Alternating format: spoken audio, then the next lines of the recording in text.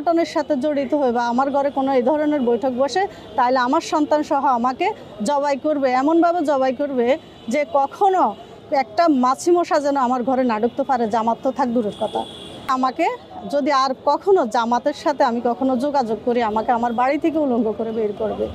কালকে আমাদের মহিলা সংগঠনের জামাতের একটা মিটিং বসছে, আমরা ওইখানে দাওয়াতি কাজে নিয়োজিত হইতেছি এবং কি নির্বাচনী ইয়েতে আমরা করতেছি, কথা বলতেছি।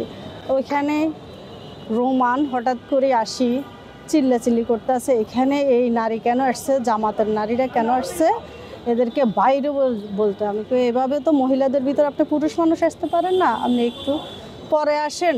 এর পরবর্তীতে উনি চিল্লাচিল্লি, বাবলু এবং কি রুবেল এরা সহ আরও কয়েকজন লোক আসি উল্টাপাল্টা কথা বলতেছে, গালিগালাজ করতেছে। আমি কি এভাবে তো নারীদেরকে কথা বলা যায় না, আপনারা এভাবে কথা বলতেছেন কেন?